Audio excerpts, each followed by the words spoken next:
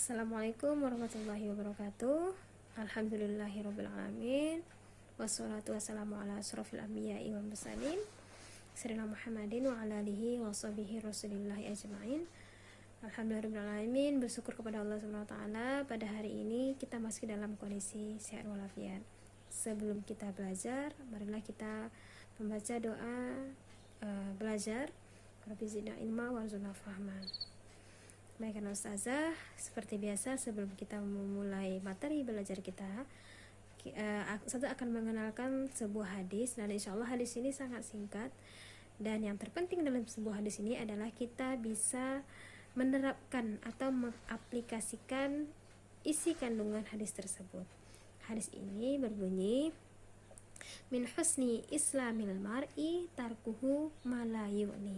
Artinya, di antara kebaikan Islam seseorang adalah meninggalkan hal-hal yang tidak bermanfaat baginya.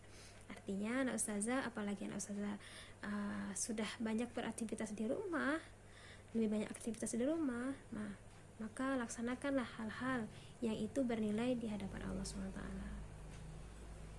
Baik, silakan, selamat mendengarkan penjelasan pelajaran kita hari ini.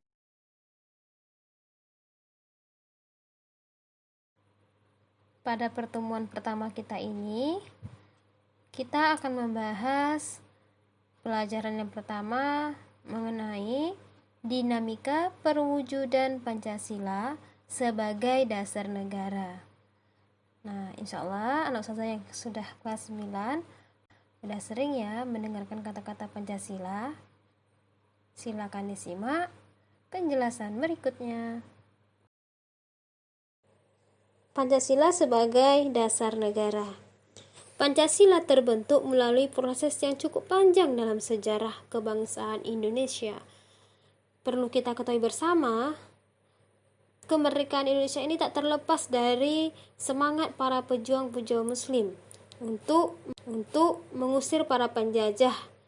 Bahkan ketika mereka berjuang untuk memacu semangat para pejuang, mereka bahkan menggunakan teriakan takbir agar mereka sangat bersemangat untuk mengusir para penjajah.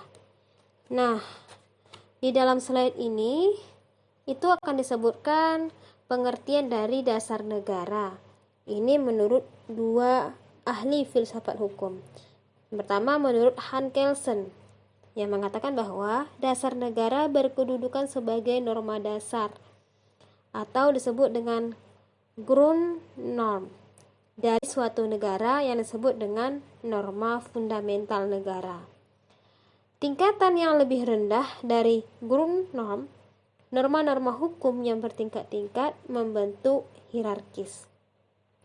Menurut Hans Nawiaski, ada ya di slide selanjutnya nanti dijelaskan. Nah, ini adalah murid dari Hans Kelsen, mengatakan bahwa norma hukum dalam suatu negara juga berjenjang dan bertingkat membentuk suatu tertib hukum.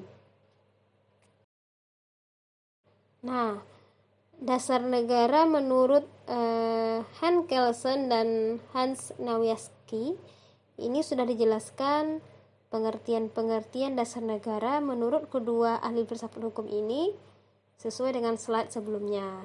Nah, ini akan terlihat ya penjelasan dari Hans Kelsen dan Hans Nawiaski. Silahkan dilihat ya bagaimana teori menurut kedua ahli filsafat hukum ini.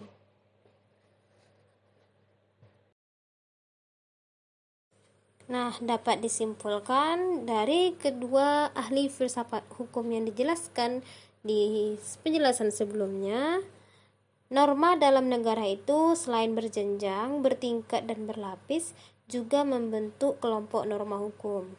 Yang pertama disebut dengan norma fundamental negara, itu paling puncak.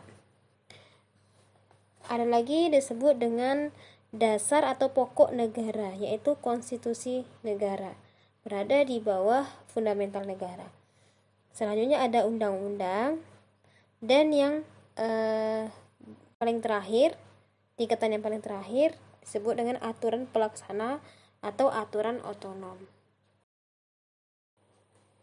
Pancasila sebagai dasar negara. Unsur-unsur Pancasila telah ada pada bangsa Indonesia dan melekat dalam kehidupan sehari-hari berupa nilai-nilai budaya, religius, dan nilai-nilai yang lain. Nilai-nilai tersebut kemudian diangkat dan dirumuskan oleh para pendiri negara, diolah, dibahas, kemudian disahkan oleh PPKI yang sesuai tercantum pada alinea keempat pembukaan Undang-Undang Dasar 1945. Nah, seperti yang pernah kita ketahui bahwa Pancasila itu terdiri dari 5 sila yang di dalamnya terkandung nilai-nilai. Ya, nilai pertama itu adalah nilai ketuhanan, kemanusiaan, persatuan, kemasyarakatan, keadilan, dan sebagainya. Nah, ternyata semua nilai-nilai tersebut sangat kompleks dan sangat dekat kaitannya dengan Islam. Karena dalam Islam sendiri, nilai-nilai seperti itu sudah tercangkup, sudah terinput di dalam semua nilai-nilai tersebut. Bahwa dalam Islam bahkan lebih dari nilai tersebut terdapat di dalamnya. Jadi, Masya Allah sekali ya, bahwa ada kaitan erat ya, antara nilai-nilai di dalam Pancasila dengan Islam itu sendiri. Pancasila sebagai pandangan hidup. Nah, fokus di penjelasan ini adalah tentang pandangan hidup dan pengertiannya. Nah, pengertiannya adalah suatu keyakinan dasar yang bersifat rasional yang melahirkan peraturan hidup. Keyakinan dasar ini bisa disebut dengan pondasi atau pijakan atau landasan. Nah, itu harus memiliki keyakinan yang kuat dan teguh. Nah, suatu keyakinan ini disebut dengan ideologi atau kalau bahasa kerennya itu adalah pandangan hidup. Nah, ideologi ini harus memiliki 2 syarat. Yang pertama adalah fikroh atau disebut dengan pemikiran-pemikiran atau disebut juga dengan ide. Syarat yang kedua adalah torikoh atau disebut juga dengan cara atau metode dari penerapan pemikiran tersebut.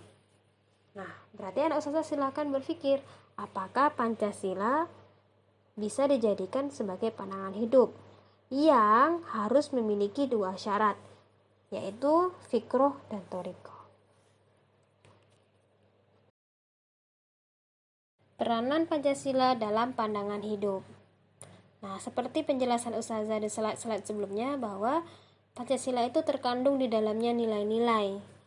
Nah ini insyaallah ustazah sudah tahu ya nilai-nilai tersebut, nilai ketuhanan, nilai keadilan, nilai persatuan, nilai kemasyarakatan, nilai sosial dan sebagainya.